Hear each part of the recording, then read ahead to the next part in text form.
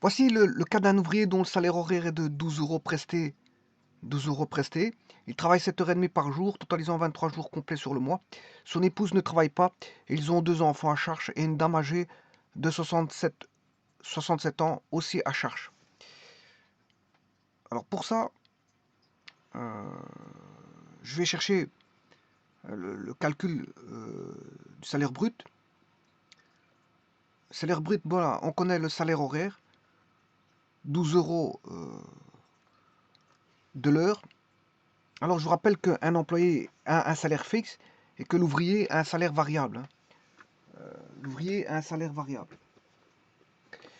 Donc il touchera de l'argent en fonction de ses heures prestées, contrairement à l'employé qui a un salaire fixe à la fin du mois. Sachant qu'ici, il travaille 7h30 par jour en moyenne. Voilà, il travaille 7h30 par jour. Hein, et il totalise 23 jours complets sur le mois. Alors, à partir de ça, on sait calculer, de la première partie, on sait calculer le salaire brut. Le restant, c'est uniquement pour les réductions sur les impôts. Ça va concerner la réduction des impôts.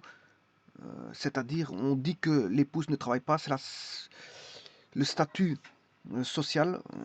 Voilà, il est avec une dame, c'est-à-dire qu'il est marié. Cette dame ne travaillant pas, donc ils sont au barème 1 au niveau de la fiscalité. Et ils ont 2 enfants à charge, donc ils ont des réductions de charges vu qu'ils ont des enfants. Et en plus de ça, ils ont une dame âgée de 67 ans, c'est-à-dire une dame âgée de plus de 65 ans, puisque 67 c'est plus grand que ça, 65. Et là aussi, on a une possible réduction sur la charge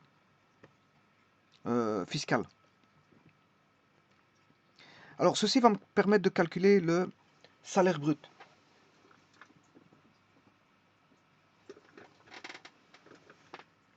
Alors, comment je vais faire pour calculer le salaire brut? On connaît le salaire horaire qui est de 12 euros par heure. Ceci, c'est le salaire horaire, 12 euros de l'heure.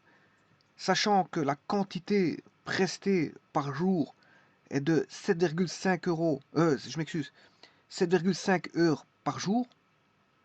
La quantité prestée par mois, elle est de 7,5 heures par jour, qui est la quantité, bien sûr, la quantité prestée par jour fois le nombre de jours. Et là, vous avez la quantité prestée par mois mensuel. Comme on sait qu'il travaille 7,5 heures. Alors pourquoi 7,5 heures? Parce que c'est remis en heures décimales. Hein.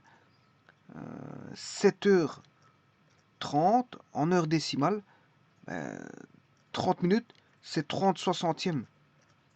30 soixantièmes d'heure, ce qui fait 0,5 heures.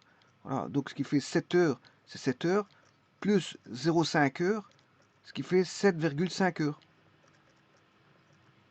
Voilà. Donc ici, c'est pour ça que j'ai 7,5 heures, c'est 7h30. Donc vous devez tout remettre, calculer en heures décimales. Hein, fois 23 jours. Et puis, ça, c'est la quantité prestée par mois. 23 jours fois 7,5 heures. On le retrouve ici, hein, la quantité prestée par mois, fois le salaire horaire, qui est 12 euros de l'heure. Et là, ça fait 2070 euros. Donc, ce qui veut dire que je connais le salaire brut, hein, il est calculé.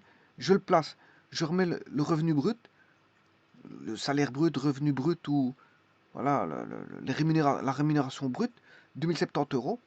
Sur ça, comme il a un statut de travailleur en tant qu'ouvrier, voilà, il a un statut en tant qu'ouvrier, ici. À ce moment-là, on va faire un calcul de salaire virtuel en faisant une majoration. C'est comme s'il touchait un salaire de 2235,60 euros. Et ceci, c'est juste pour calculer la sécurité sociale sur base d'un salaire virtuel de 2235,60 euros. Ce qui fait donc fois 13,07, c'est 292,19 euros. Voilà.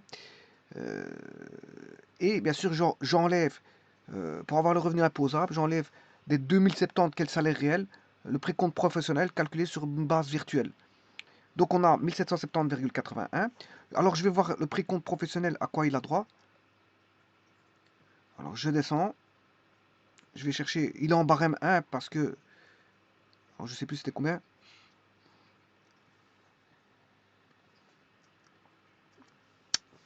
« 1777.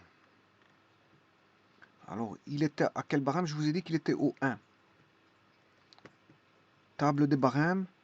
Il est au barème. Cas d'un ouvrier dont le salaire horaire de 12 euros. Après, le travail 7h30 par jour, totalisant 23 jours complets sur le mois. C'est pas ça qui va dicter. Par contre, son épouse ne travaille pas. Voilà. Il est au barème 2. Parce que l'épouse ne travaille pas. Il est cohabitant, dont le conjoint ne travaille pas. Donc, conjoint ne travaillant pas, en tant que cohabitant, c'est le barème 2. Et comme il a 1770, 1777, je vais chercher dans le barème 2, ouais, vous savez qu'il y a le barème 1, barème 2, il faut aller chercher dans le barème 2 1770, 1777, mais il n'y a pas. Hein. 1777, il n'y aura pas. Par contre, on prend 1770. Voilà, et donc, là, ça fait 11,59 € en barème 2. Voilà, ils ne font pas d'interpolation, je vous le dis encore une fois. Hein. Voilà, vous devez 1777, vous devez prendre le plus petit, 1770, et en barème 2, ça fait 11,59. Donc, ce qui fait 11,59. Alors maintenant, je vais chercher les revenus, enfin les réductions de précompte, RP. Alors, sachant qu'il a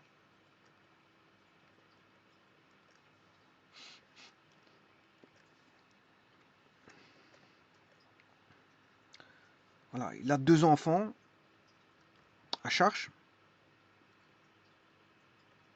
et une charge d'une dame âgée de plus de 65 ans. Donc, on va voir ça. Les réductions de précompte.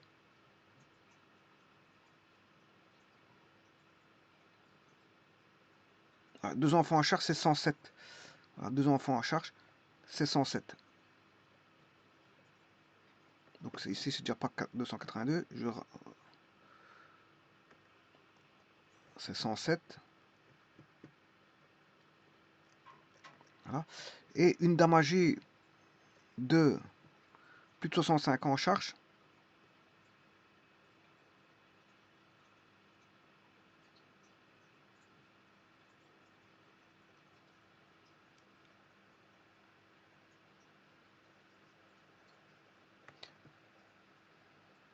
Voilà.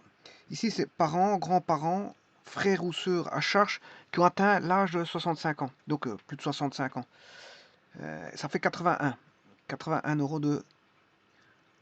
Voilà, 81 €. Et donc, ceci, si je totalise ceci, ben, j'ai pas besoin de le calculer, je vais vous dire pourquoi. Mais je vais faire quand même, ça qui fait 188 €. Eh bien, malheureusement, ici, on a un RP, donc réduction sur précompte professionnel, supérieur au précompte professionnel. Donc, ce qui veut dire que bon, le fisc ne peut pas vous donner de l'argent. Le but, c'est que vous donnez de l'argent au fisc, c'est pas qu'il vous donne de l'argent. Donc, quand on dit réduction, c'est une réduction sur le précompte existant, sur un précompte existant. Mais si le précompte est déjà plus petit que la réduction de précompte, à ce moment-là, qu'est-ce qui va se passer? C'est que le précompte va retomber à zéro ici. C'est comme si, voilà, ils vont pas vous rembourser, mais ils vont vous dire vous payez rien, vous payez rien. Voilà, vous retombez à zéro. Donc c'est comme si vous payez rien. Donc il y a, si vous voulez, la nullité des 188. Ils vont pas jouer quelque part. Ce qui va se passer, c'est que il y aura une remise à zéro du précompte. Parce que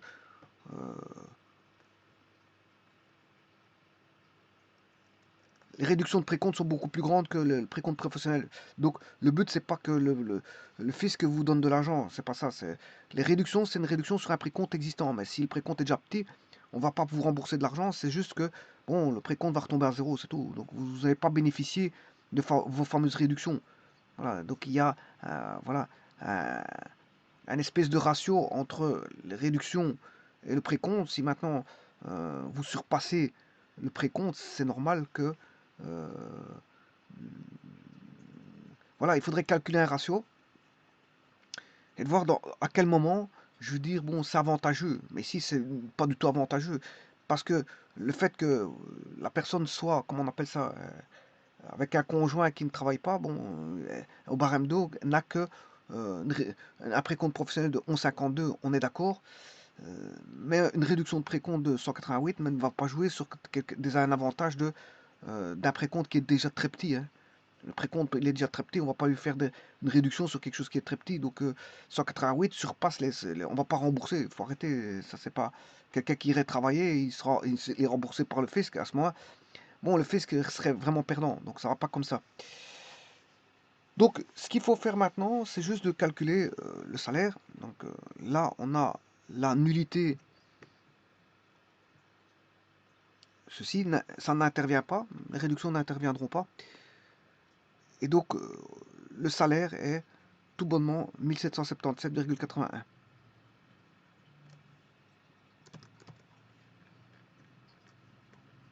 Voilà, il pourra jouir d'un salaire net qui ne tient pas compte de précompte. Donc il est avantagé. Il est avantagé bien que il n'ait pas récupéré ses réductions. Il n'a pas pu profiter des réductions, c'est normal parce qu'elles sont trop grandes par rapport au précompte.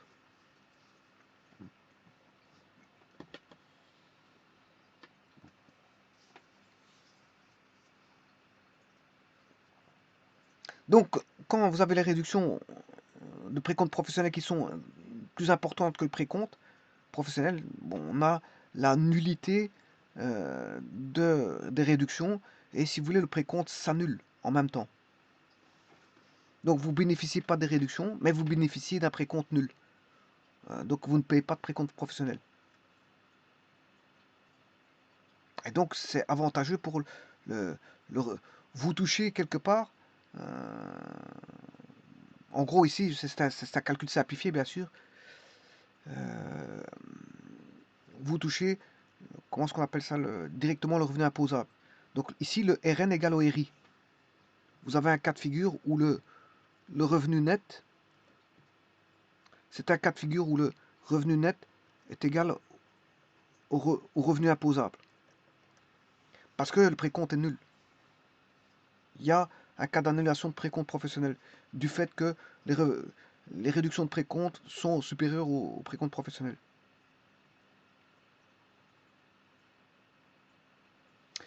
Je vous remercie.